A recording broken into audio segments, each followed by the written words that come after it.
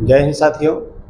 हिंदी व्याकरण के एक महत्वपूर्ण बिंदु काल व्यवस्था पर आज हम लोग बात करने वाले हैं, जहाँ से कि हर बार और लगभग हर एक परीक्षा में, यानी जिस परीक्षा में हिंदी पूछता है उन सभी परीक्षाओं में इस शीर्षक से अवश्य ही कुछ न कुछ प्रश्न आते हैं।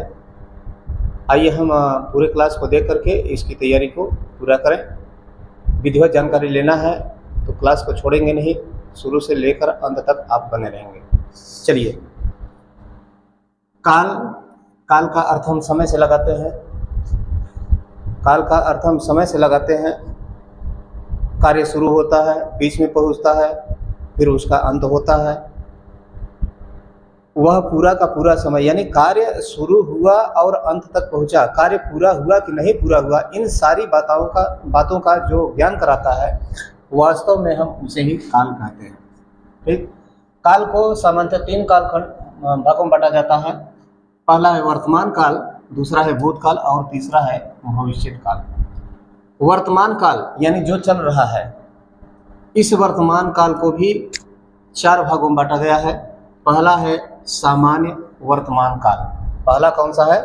सामान्य वर्तमान काल, यानी कार्य का आरंभ जब होता है और जो वक्ता है या लिखने वाला है वह उसके विषय में तत्काल सूचित करता है, वह है सामान्य वर्तमान काल। इसके विषय में इसके पहली कक्षा में, पहले वीडियो में हमने बता दिया है।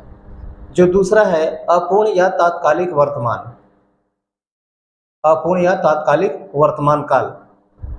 कार्य शुरू हुआ लेकिन अपूर्ण है, अभी वह पूरा नहीं हुआ है, इस बात की जानकारी यह देता है। इसके बाद है संदिग्ध वर्तमान काल, जिसमें कि क्रिया व्यापार से कार्य में संदेह का बना रहता है, संदेह का बना रहना, यह है संदिग्ध वर्तमान काल। इसके बाद है पूर्ण वर्तमान काल। पूर्ण वर्तमान काल कार्य की पूर्णता का बोध कराता है। तो ये वर्तमान काल को 4 कालखंडों में बांटा गया है। ठीक, इस पर बहुत ज़्यादा हमको विस्तार से व्याख्यान देने की आवश्यकता नहीं है, क्योंकि हमने पहले ही बता दिया कि इसको पहले हम बता चुके हैं। चलिए दूसरे कालखंड की ओर चलते हैं। दूसरा है भूतकाल। भूतकाल, ठीक, भूत का अर्थ बीता हुआ, भूत का अर्थ बीता हुआ समय, यानी वह कालखंड जो बीते हुए समय के विषय में सूचित करता है या सूचना देता है, उसे हम भूतकाल के नाम से जानते हैं। यह 6 भागों में विभाजित है। पहला है सामान्य भूतकाल, दूसरा आसन्न भूतकाल, तीसरा पूर्ण भूतकाल, चौथा अपूर्ण भूतकाल, पांचवा संदिग्ध भूतकाल और हेतुमत भूतकाल। ये 6 खंडों में विभाजित है। इसको थोड़ा अभी हम विस्तार से देखेंगे बारी बारी से। तीसरा जो कालखंड है वह है भविष्यत काल। भविष्यत काल यानी जो भविष्य के विषय में बताता है उसको हम भविष्यत काल कहते हैं। यह भी 3 खंडों में विभाजित है, सामान्य भविष्यत काल, संभाव्य और हेतुमत भविष्यत काल। यह 3 कालखंडों में विभाजित है। ठीक, अब चलिए थोड़ा इसको हम विस्तार से देखते हैं। चलिए भूतकाल की ओर हम लोग चलते हैं। भूतकाल के विषय में आप लोग जानते हैं, बीता हुआ समय, जो बीते हुए समय के विषय में ज्ञान कराता है उसको हम क्या कहते हैं? भूतकाल के नाम से जानते हैं। इसके विषय में बहुत कुछ बताने की आवश्यकता नहीं है। भूतकाल को 6 कालखंडों में बांटा गया है, चार्ट में आपने देखा है, जिसमें कि पहला है सामान्य भूतकाल। सामान्य भूतकाल क्या बतलाता है? सामने लिखा हुआ है, कार्य वक्ता के बोलने या लिखने के पहले हुआ है। बोलने या लिखने के पहले हुआ है, यानी जो कार्य शुरू हुआ वह संपन्न हुआ या नहीं हुआ, इसकी सूचना तत्काल, कार्य रुकने के बाद, कार्य समाप्त होने के बाद इसकी सूचना तत्काल हमको मिलती है। और देता कौन है? या तो फिर वक्ता देता है अपने वक्तव्य के माध्यम से, या लेखक देता है अपनी लेखनी के माध्यम से। तो कुल मिलाकर के कार्य जब संपन्न हुआ उसी समय वक्ता के द्वारा या लेखक के द्वारा बताया गया कि यह कार्य संपन्न हो चुका, तो उसको हम कहते हैं सामान्य भूतकाल। ठीक, लेकिन एक बात और जो कि बहुत ही महत्वपूर्ण है, बहुत ही विशेष है, इसमें यह पता नहीं चलता है कि कार्य कब संपन्न हुआ, मतलब कि समय का ज्ञान नहीं होता है।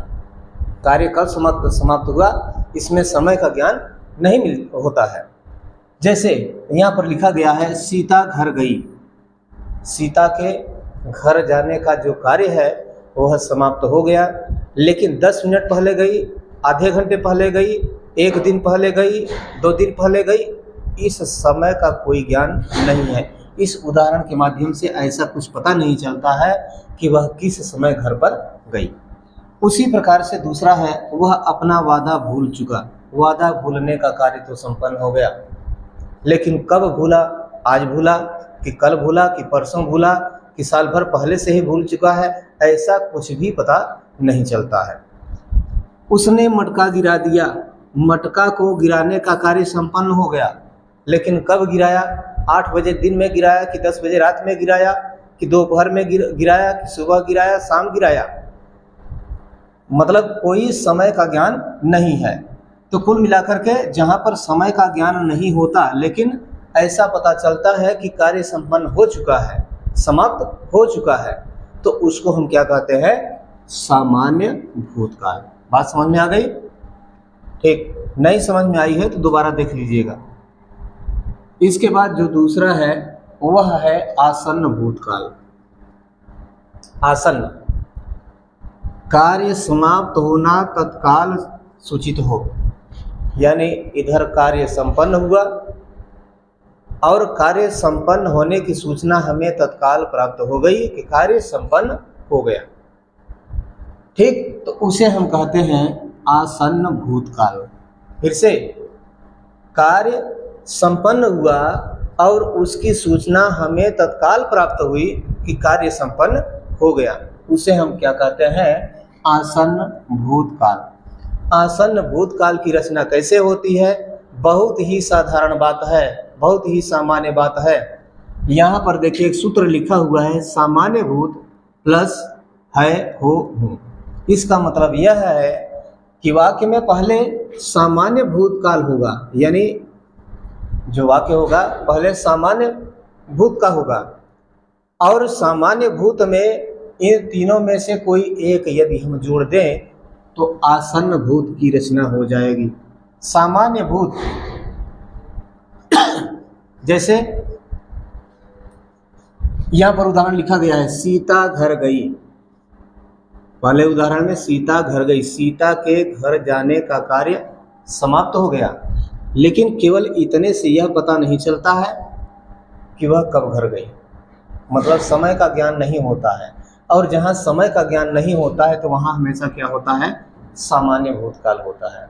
लेकिन इसी सामान्य में हम क्या जोड़ दें, इन तीनों में से कोई एक यहाँ पर जोड़ा गया है, तो वह क्या हो जाता है, आसन्न भूतकाल हो जाता है।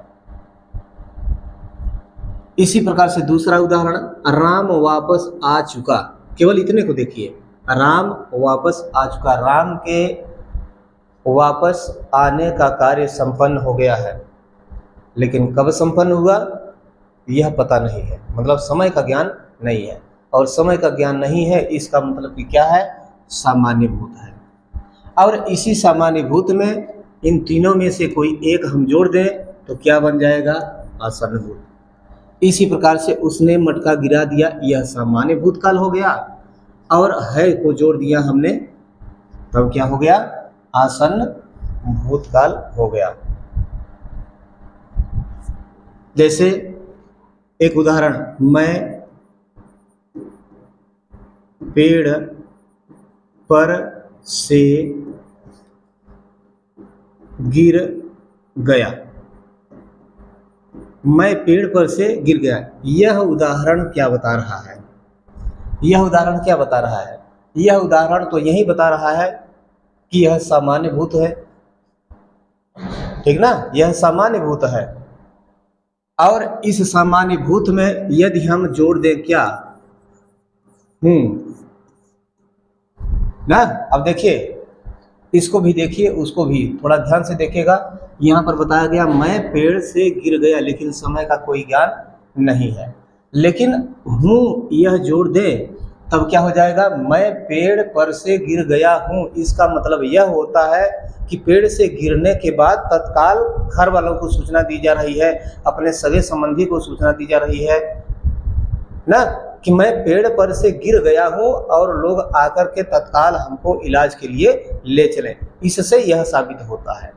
तो कुल मिलाकर के सामान्य भूत में जब हम इनमें से कोई एक जोड़ देंगे तो वह क्या हो जाएगा, आसन्न भूतकाल। ठीक,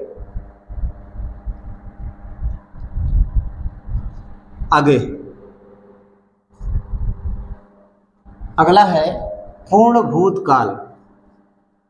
पूर्ण भूतकाल से क्रिया के पूर्ण रूप से संपन्न होने का ज्ञान होता है। लिखा है, क्रिया से यह ज्ञात होना कि कार्य बहुत पहले पूरा हो चुका। देखिए, एक शब्द है पूर्ण और दूसरा है अपूर्ण। पूर्ण का मतलब होता है पूरा होना, अपूर्ण का मतलब होता है अधूरा रह जाना। ठीक, तो यहाँ पर हमको पूर्ण से मतलब है, पूर्ण का मतलब पूरा हो जाना। क्या पूरा हो जाना, कार्य का पूरा हो जाना। और कार्य के पूरा होने के साथ यह भी ज्ञात होना कि कार्य को पूरा हुए कितना समय हुआ। ठीक ना, यहाँ पर लिखा हुआ है बहुत पहले हो जाना, बहुत पहले हो जाना। ठीक ना, अब इसकी रचना कैसे होती है, पूर्ण भूतकाल की रचना कैसे होती है, यह भी बहुत ही आसान है। यदि सामान्य भूतकाल आपको समझ में आ गया तो आसन्न भूत, पूर्ण भूत, यह सब के सब एकदम आराम से समझ में आएंगे, कोई भी दिक्कत नहीं है। सामान्य भूत पहले होगा। सामान्य भूत में था, थी, थे हम जोड़ दें तो यह पूर्ण भूतकाल हो जाएगा। यह जो है था, थे, थी, यह कार्य के पूर्णता का बोध कराता है। जैसे उसने सीता को देखा, यह सामान्य भूत हो गया। देखने का कार्य संपन्न हुआ, लेकिन समय का ज्ञान नहीं है कि आज देखा कि कल देखा। लेकिन यह बता रहा है, इसमें हम था जोड़ दें, था जोड़ दें तो यह बता रहा है कि कार्य बहुत पहले हुआ है और पूर्णता के साथ हुआ है। यह जो पूरा वाक्य है इसको पढ़ेंगे आप तो आपको खुद ही इस बात का अनुभव होगा। ठीक ना, तो यहाँ से लेकर यहाँ तक जो सामान्य भूत है इसमें हम था जोड़ दें तो यह क्या बन जाएगा, पूर्ण भूत बन जाएगा। उसी प्रकार से तुलसी ने विनय पत्रिका लिखा। तुलसी ने विनय पत्रिका लिखा, लेकिन कब लिखा यह पता नहीं है। था हमने जोड़ दिया तो यह एकदम स्पष्ट कर देता है, एकदम स्पष्ट कर देता है कि तुलसी के द्वारा ही विनय पत्रिका लिखा गया था। था का मतलब बहुत पहले। ठीक ना, तो यहाँ भी यहाँ से लेकर यहाँ तक सामान्य भूत है, इसके बाद ये जोड़ दिए तो क्या हो जाएगा, पूर्ण भूतकाल हो जाएगा। वे बाजार गए, फिर थे, यह सामान्य भूत हो गया। यह हो गया, जब इसको जोड़ दिए तो यह पूरा वाक्य क्या हो गया, पूर्ण भूतकाल का हो गया। इसके बाद नंबर आता है अपूर्ण भूतकाल का। अपूर्ण भूत, अपूर्ण का मतलब होता है अधूरा। अधूरा यानी भूतकाल का वह रूप जिससे हमें पता चलता है कि कार्य जो किया जा रहा था वह पूरा नहीं हुआ बल्कि अधूरा रह गया, वह क्या होता है, अपूर्ण भूतकाल होता है। ठीक, लिखा गया है क्रिया जारी थी किंतु पूर्ण नहीं हुआ, उसे हम क्या कहते हैं, अपूर्ण भूतकाल। इसका पहचान है या इसकी रचना कैसे होती है, पहले क्रिया, क्रिया के बाद रहा, रही, रहे। देखिए यह जो तीन है यह बता रहा है कि कार्य जारी रहने की ओर संकेत करता है, ये तीनों।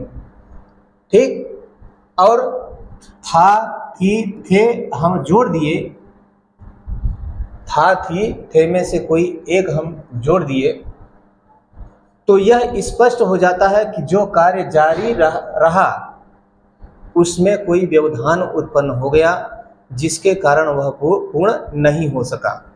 जैसे कि वह स्कूल जा रहा था, जा रहा, इतना पढ़िए तो आपको पता चलेगा कि किसी ने देखा कि वह जा रहा था, चाहे पैदल जा रहा हो, चाहे साइकिल से जा रहा हो, बाइक से जा रहा हो, किसी भी प्रकार से जा रहा था।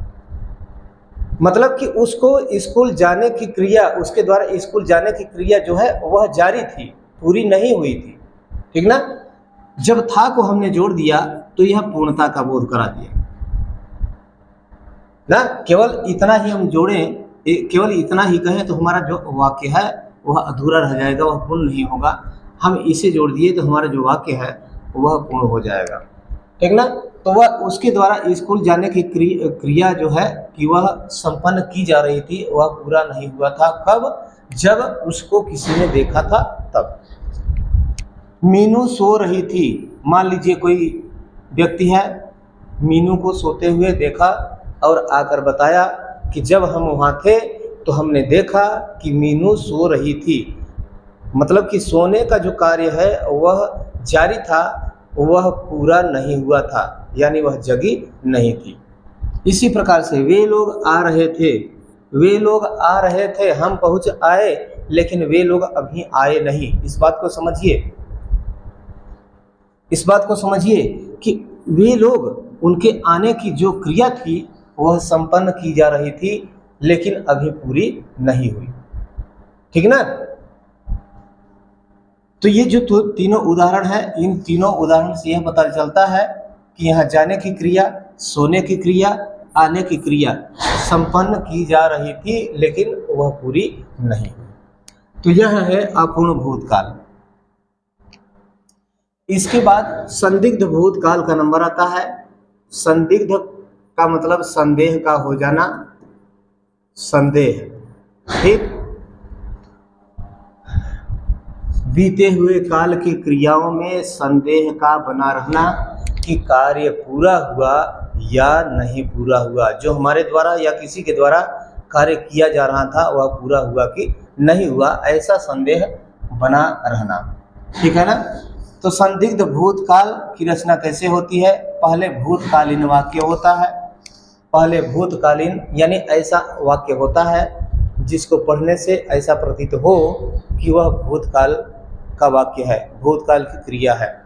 जैसे उदाहरण यहाँ पर दिया गया है, सीता गई, सीता गई। आप तो जानते ही हैं, जब पढ़ाया जाता है काल को तो बताया जाता है भूतकाल। भूतकाल का पहचान क्या है? भूतकाल का पहचान क्या है बताया जाता है? था, थे और थी, या, ये और ये भूतकाल का ये पहचान बताया जाता है। यह पहचान सही है, लेकिन जब भूतकाल का हम वर्गीकरण करेंगे, उसका खंडन करेंगे, कई उपभागों में विभाजित करेंगे, तो यह भूतकाल के जो पहचान है वह अलग अलग कालखंडों में जाएंगे। जैसे कि यहाँ पर देखिए, एक चीज और सुन लीजिए, हम भविष्यत काल को पढ़े होंगे। किसको पढ़े होंगे? भविष्यत काल। भविष्यत काल को पढ़े होंगे तो उसमें पहचान बताया गया होगा गा, गे, गी, है ना।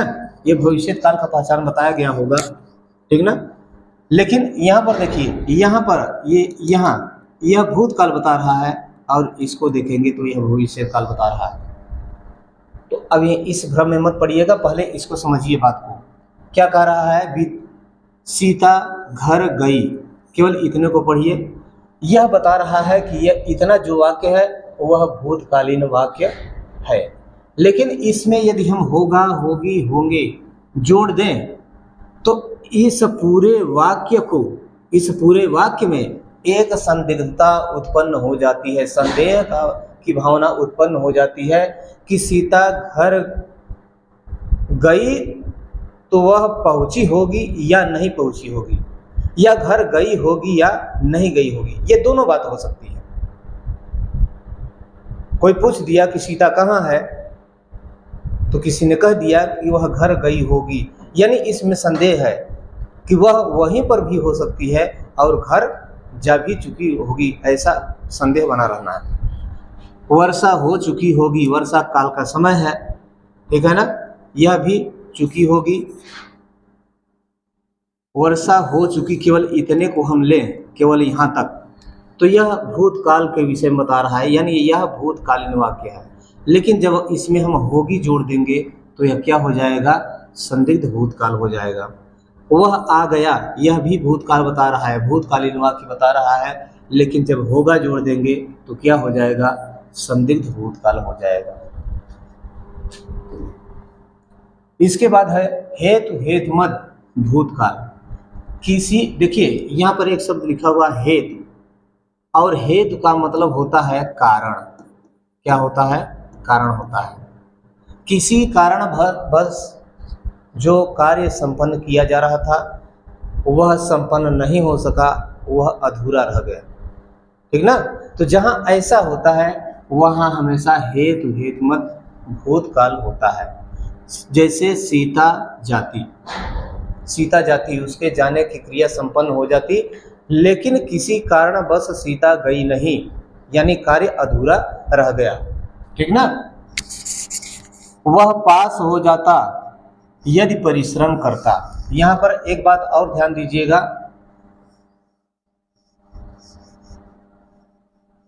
यहाँ पर देखिए हमने बताया हेतु का मतलब कारण होता है, ठीक ना, यानी एक वाक्य दूसरे वाक्य के ऊपर कारणतः निर्भर रहता है। जैसे कि दूसरा जो वाक्य लिखा गया है, वह पास हो जाता, पास हो जाता तो उसको हो जाना चाहिए था, फेल क्यों हो गया।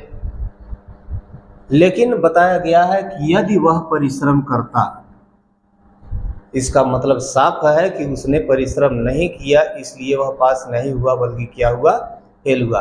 तो कारण क्या बना, परिश्रम करना। कारण क्या बना, परिश्रम करना, यानी यदि परिश्रम किया होता तो वह पास हो गया होता, परिश्रम नहीं किया, वह पास नहीं हुआ, फेल हो गया। वह गाड़ी पकड़ लेता अगर समय पर जाता, ना, वह गाड़ी पकड़ लेता कब, जब समय पर जाता। इसका मतलब साफ है कि उसकी गाड़ी छूट गई, और छूटने का कारण क्या है, समय है ना, यानी वह समय पर जहां पर गाड़ी रुकी हुई थी, या जहां पर गाड़ी रुकती है, या जहां गाड़ी उसको पकड़ना था वह पहुंच नहीं पाया और उसकी गाड़ी छूट गई। वह बच जाता, वह बच जाता,